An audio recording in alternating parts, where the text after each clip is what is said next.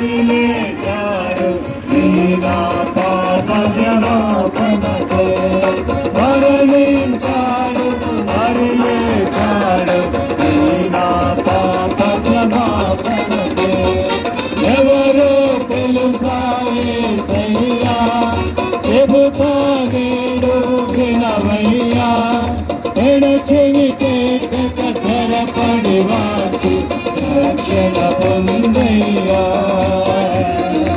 రక్షణ పొందయ్యా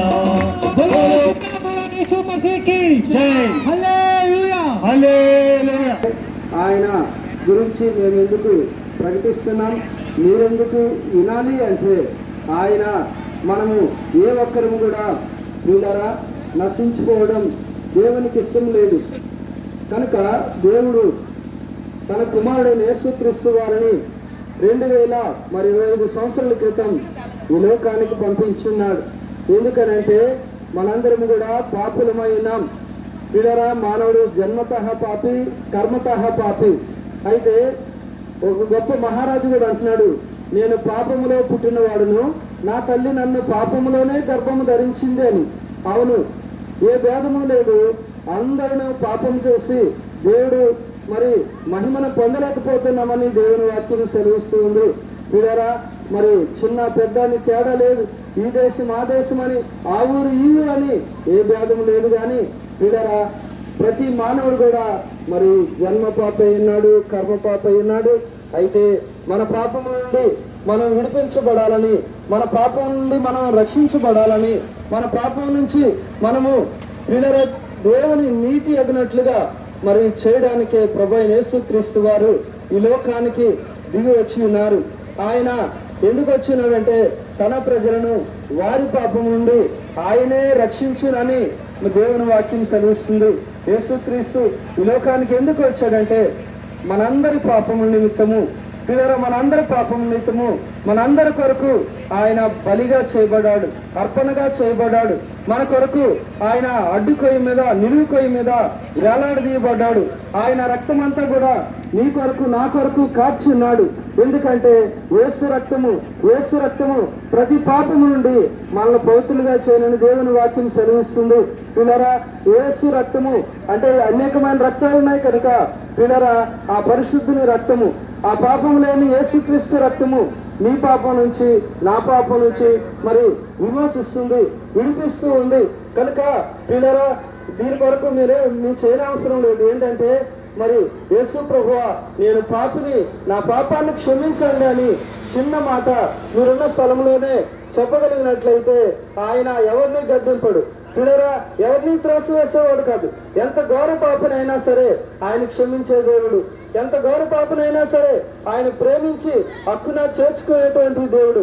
కనుక ఆయన నేను పాపినంటే చాలు పిల్లరా మన యొక్క సమస్త పాపములు ఎన్ని ఎక్కువ పాపాలైనా పిల్లరా మరి మన పాపములన్నిటి నుంచి మనల్ని విమోచిస్తాడు, విడిపిస్తాడు, తన కుమారుడుగా తన కుమార్తెగా స్వీకరిస్తాడు. ఇంకో సంగతి మనం గుర్తించాలి, పాపానికి వచ్చిన జీతము మరణము, దాని అంతము నిత్య నరకమని దేవుని వాక్యం సెలవిస్తుంది. పిల్లరా పాపములోనే పుట్టి పాపములోనే మరణించినట్లయితే ఒకానొక దినాన నిత్య నరకానికి వెళ్ళిపోతామని దేవుని వాక్యం సెలవిస్తుంది.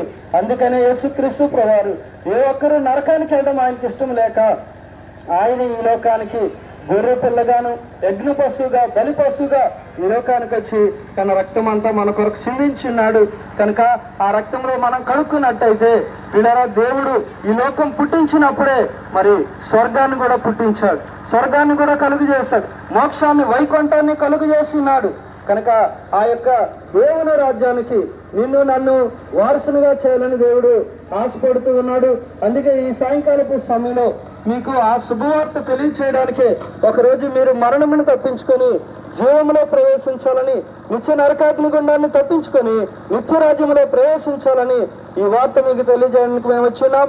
కనుక ప్రియులరా మరి యేసుక్రీస్తుని ఒక్కసారి మీ హృదయంలో మరి మీరు స్మరించినట్లయితే ఆయన మిమ్మల్ని తన బిడ్డలుగా స్వీకరిస్తాడు, పాపము నుంచి శాపం నుంచి విడిపించి ఆయన మిమ్మల్ని తన రాజ్య వారసులుగా చేస్తాడు.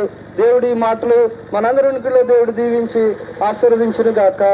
ఆమేన్. కాపురం జంక్షన్ లో ప్రార్థనా మందిరం ఉంది. ఇంకెవరైనా మీరు ప్రభుని గురించి తెలుసుకోవాల్సిన వారైతే ఆదివారం ఉదయం 10 గంటలకు ఇక్కడ ఆరాధన కార్యక్రమం జరుగుతుంది. దైవజనులు ఓషే గారు అక్కడ ఆరాధన జరిపిస్తుంటారు. ఎవరైనా మనుషులు ఎవరైతే దయచేసి వెళ్ళాలని కోరుతున్నాం. మీ కొరికే ప్రార్థన చేస్తాం. ప్రేమ కలిగిన తండ్రి, పరిశుద్ధులైన దేవా, నీకు వందనాలు స్తోత్రాలు చెల్లిస్తున్నాం నాయన. మీ ఉచితమైన కృప చేత ఈ సాయంత్రకాల సమయంలో మా ప్రియ గ్రామస్తులు, కాపురం గ్రామస్తులకు మీ వార్త అందించిన కృప చూపించినందుకు వందనములు స్తోత్రం చెల్లిస్తున్నాం. పిల్లలు, చిన్నపిల్లలు, పసిపిల్లలు, యవన పిల్లలు, నైనా మగపిల్లలు, ఆడపిల్లలు అందరూ పెద్దవారు కలిసి సువార్తలో పాలు పంపులు పొందిన ఈ ప్రయాసను వృధా కాకుండా ఈ కాపుర గ్రామానికి ఏ కొద్ది మందికి రక్షణ కలిగించమని కోరుచు యేసయ్య శ్రేష్టమైన నామమున ముందున్న పరిచర్య కొరకు కూడా ప్రార్థించి బతిలో వేడుకొనిచున్నాం తండ్రి. ఆమేన్.